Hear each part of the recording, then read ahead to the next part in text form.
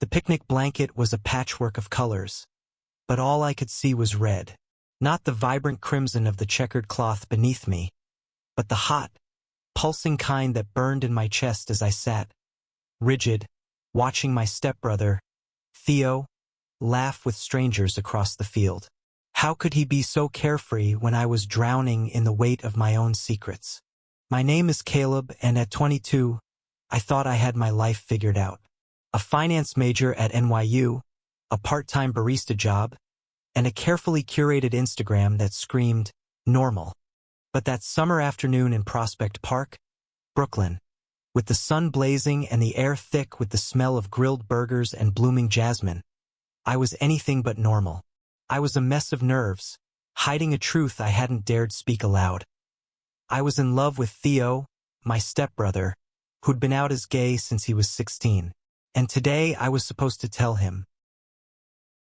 Theo was everything I wasn't: confident, unapologetic, radiant. At 21, he had this effortless charm, with his tousled blonde hair and hazel eyes that seemed to see through people. He was studying theater at Tisch, always surrounded by a rotating cast of friends who adored him. Our parents had married when we were teens, blending our lives in a cramped Queens apartment. Back then, I'd been the quiet one, the one who followed rules, while Theo broke them with a grin. Over the years, we'd grown close. Not just as stepbrothers, but as something deeper, something I couldn't name until it started tearing me apart.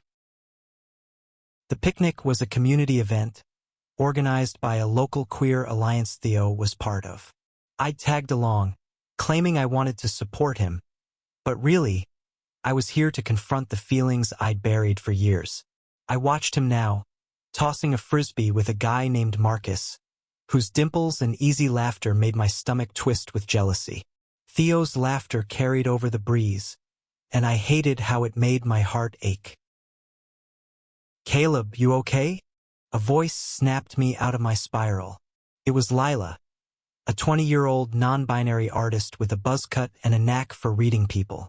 They were one of Theo's friends, sprawled on the blanket next to me, sketching in a worn notebook. "Yeah," I lied, forcing a smile. "Just hot." Lila raised an eyebrow. "You've been staring at Theo like he's about to disappear. What's up?" I froze. Lila's words were too close to the truth, and I wasn't ready to face it. "Nothing," I muttered, grabbing a soda from the cooler to avoid their gaze. But Lila wasn't buying it. They set their sketchbook down and leaned closer. "Spill, Caleb. You're not fooling anyone." I opened my mouth to deflect, but then it happened. A scream cut through the air. Not a playful one, but a sharp, panicked cry. My head whipped toward the sound. Across the field, a crowd was gathering near the edge of the park, where a small pond shimmered under the sun. Theo was already sprinting toward it, his frisbee abandoned in the grass. I bolted after him, my heart pounding. By the time I reached the crowd, Theo was kneeling beside a kid, maybe 7 or 8, who was soaked and coughing, his small body trembling. A woman, his mother I guessed, was frantic, shouting about how he'd fallen into the pond while chasing a ball. Theo didn't hesitate. "Caleb, grab my bag," he called, his voice steady despite the chaos. I ran back to our blanket, snatching his backpack and shoving through the crowd to get to him. Inside, I found his inhaler. He'd had asthma since he was a kid, and a towel he always carried for no reason I'd ever understood until now. "Here," I panted, thrusting the bag at him. Theo worked fast, wrapping the towel around the boy's shoulders and talking to him in a low, soothing voice. "You're okay, buddy. Just breathe with me. All right?" He glanced at the mother. "Does he have any allergies or conditions?" She shook her head, tears streaming down her face. "No, he's scared." Theo nodded, his focus unshakable. I stood there, useless, watching him take charge. The crowd parted as a paramedic arrived, and Theo stepped back, letting them take over. The boy was going to be fine, but my chest felt tight, like I was the one who'd fallen into the pond. "You were amazing," I said as we walked back to our blanket, the adrenaline still buzzing in my veins. Theo shrugged, brushing dirt off his jeans. "Just did what needed doing." But his eyes lingered on me, and for a moment, I thought I saw something. Concern, maybe, or something deeper. "You okay? You look like you saw a ghost." I wanted to tell him then. I wanted to say, "I'm not okay.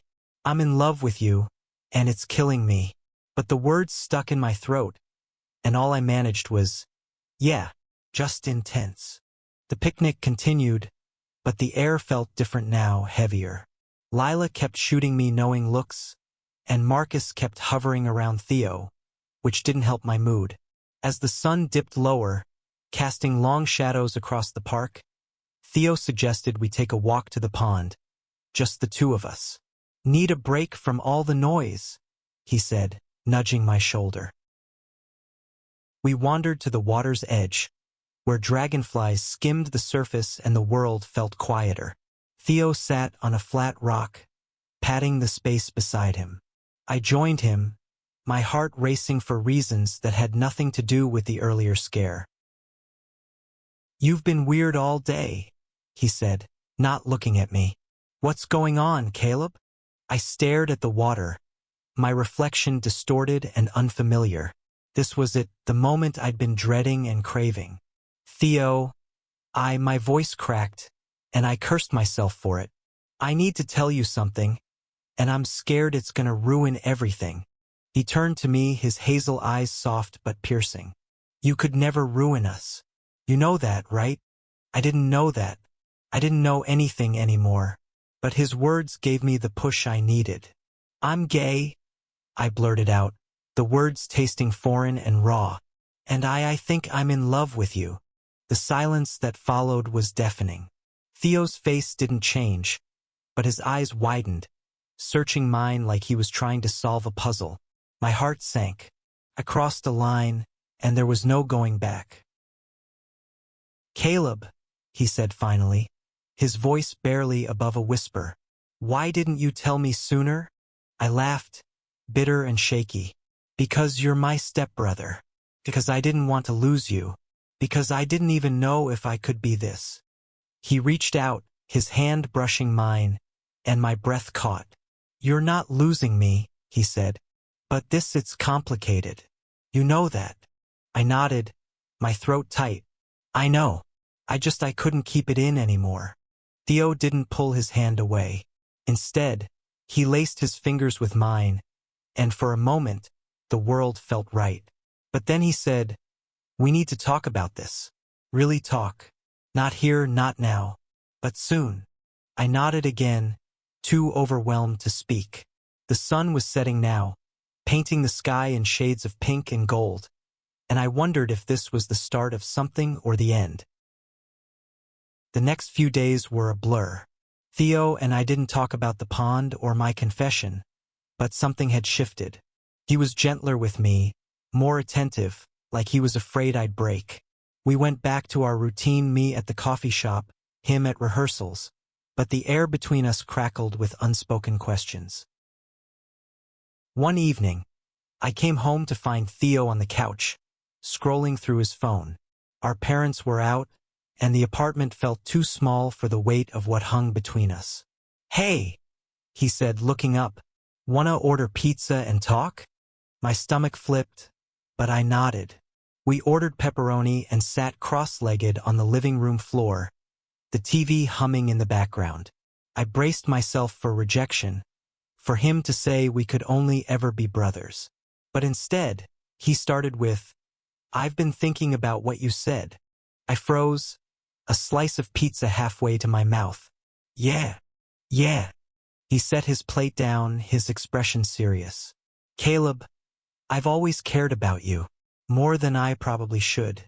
But it's not just about us. It's our family, our friends, the world out there. It's messy." "I know," I said, my voice barely audible.